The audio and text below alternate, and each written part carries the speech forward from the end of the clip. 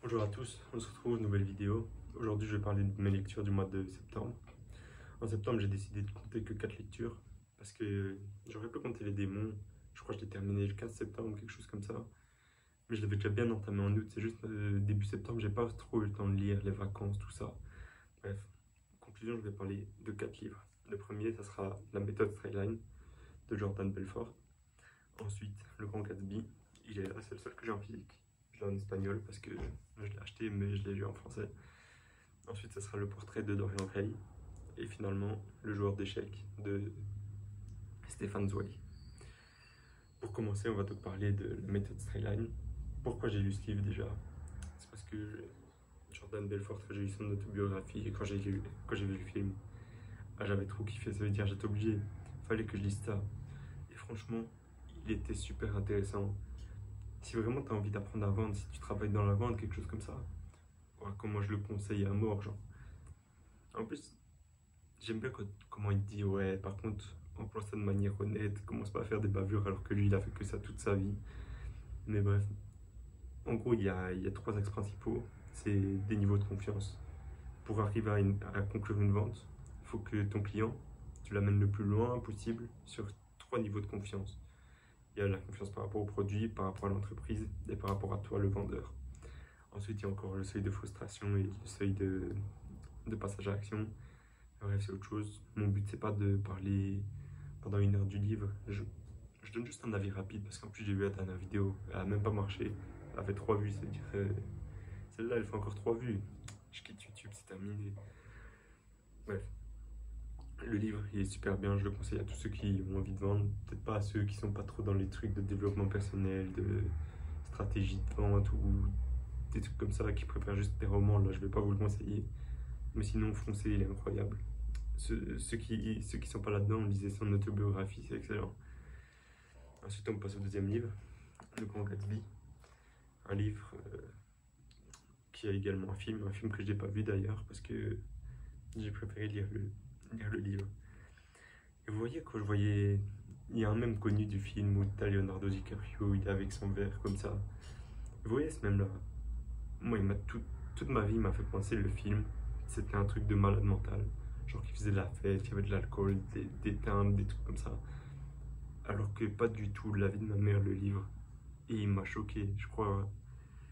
Ouais, je vais pas dire que c'est ma meilleure lecture du mois parce qu'en fait j'ai aimé tous les livres que j'ai lus. Mais les thèmes qu'ils abordent, tout ça, j'ai trouvé ça incroyable. En fait, Gatsby est magnifique. Il s'est construit d'une manière un peu louche, sûrement dans la contrebande. Et tout l'argent qu'il a, il organise des fêtes, des fêtes, des fêtes. Mais au fond de lui, comment il est vide. Genre, il pense à rien. Il sait pas quoi faire de sa vie. Et en fait, j'ai pas envie de spoiler ici. Mon but, c'est juste que vous puissiez le lire. Parce que vraiment, le livre, il est trop bien. Il fait pas beaucoup de pages, hein. 180 pages. Et en 180 pages, il aborde tellement de sujets. Ouais, c'était incroyable. La solitude, le rejet, le rêve américain. Non, vraiment, si j'ai un livre que je dois vous conseiller, que vous n'avez pas trop de temps, lisez Gatsby magnifique. Il est facile à lire, il se lit vite. Ensuite, on va passer au troisième livre du mois. Le troisième livre, je crois que c'était le plus technique, hein. C'était le portrait de Dorian Gray de Oscar Wilde. Je vous garde le dernier pour la fin, Le Joueur d'échecs. C'était mon préféré, la vérité.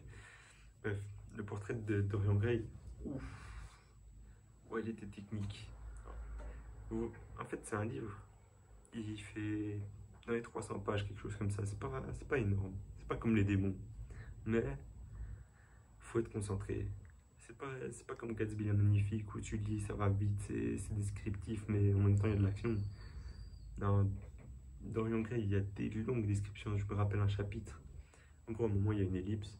Pendant 6 ans, je crois, l'ellipse. C'est une ellipse de 6 ou 18 ans, je sais plus. De toute façon, je veux pas spoil. Mais le chapitre qui reprend, c'est que de la description. Ça veut dire qu'il y avait 25 pages. C'est des longues pages, en tout cas sur ma liseuse.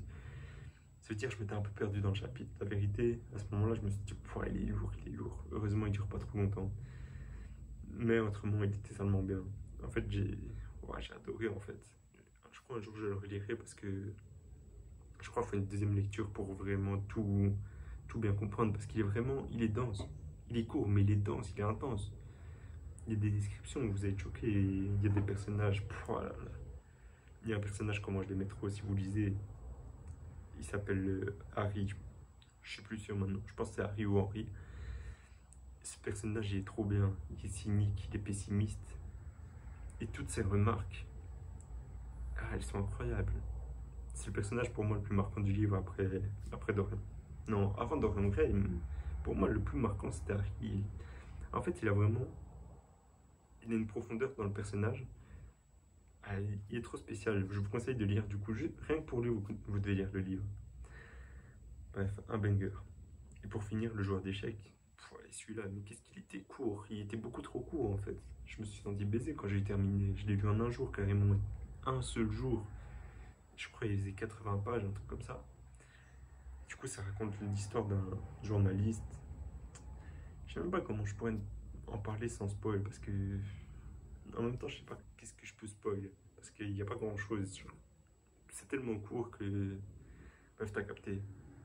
Mais en gros, c'est un journaliste, il monte sur un bateau, et il apprend qu'il y a le champion du monde des échecs sur le bateau. Du coup, lui, il se dit, vas-y, je vais avoir ma petite interview, tout ça, je vais essayer de la pâter en commençant à jouer aux échecs. Du coup, il commence à jouer aux échecs avec un autre mec. Et le mec, il a un peu trop d'ego, tout ça. Il se dit, ouais, je suis trop fort et il perd. Et il veut rejouer, tout ça. Et à un moment, lui, l'autre mec avec qui le journaliste il joue, il apprend aussi qu'il y a un champion du monde d'échecs sur le bateau. Et là, il se dit, putain, moi j'ai envie de jouer contre lui, j'ai envie de voir ce que ça vaut un champion du monde d'échecs. Il va le voir et tout ça. Il lui dit, ouais, joue. Et lui, il veut pas, il s'en fout, il veut juste de l'argent. Il dit, vas-y, on va 250 € et on joue. Le mec, il dit, vas-y, pas grave, de toute façon, je suis riche, je t'envoie l'argent, on va jouer une partie. Et ils jouent en 3 contre 1, des trucs comme ça. C'est un professionnel, il est champion du monde, c'est des amateurs, ça veut dire qu'il les éteint, il les éclate. Et puis à un moment, il y a un mec, il arrive, et il lui dit, non, joue pas ce coup, alors qu'il allait se mettre dans la merde. Il dit, joue pas ce coup, si tu fais ça, c'est baisé. Il se dit, ok, vas-y, je l'écoute. Et là, le champion du monde d'échecs, il revient, il se dit, mais comment ça se fait, ils ont réussi un coup comme ça, alors que depuis tout à l'heure, je suis en train de tabasser. Il regarde, il se dit, ah ouais, il y a un nouveau mec comme ça, il est arrivé. Bref, il joue, et ça termine en patte. Un patte, en gros, c'est un match nul aux échecs, ça veut dire, bref, c'est égalité. Ça veut dire ce que ça veut dire, je crois que vous comprenez, vous n'êtes pas complètement. Bref, je sais pas si je peux encore en parler après. Après, il se passe toute une histoire, on comprend la vie du mec qui vient d'arriver, puis vous refaire des parties, tout ça, c'est incroyable. En fait, lisez, c'est 80 pages, et on rentre dans la tête du personnage, on rentre dans tout son passé, tout ce qu'il a vécu d'une manière, c'est trop intense. Et c'est pour ça que je suis déçu qu'il ne dure pas aussi longtemps, qu'il dure que 80 pages. Parce que j'ai l'impression qu'on aurait pu aller tellement plus loin. L'auteur, s'il avait voulu faire un livre de 250 pages ou un truc comme ça, il aurait pu, ça aurait été incroyable. Mais bon, c'est la vie, il a préféré un petit 80 pages. Moi, je vous le conseille. Conclusion, lisez Le joueur d'échecs, Le portrait de Dorian Gray, Gatsby le magnifique. Et si vous voulez apprendre à vendre, ou si vous voulez, juste comme ça, pour le plaisir, ça peut être bien aussi, des petites anecdotes, elles sont drôles. Vous pouvez aussi lire La méthode Skyline de Jordan Belfort. Ciao.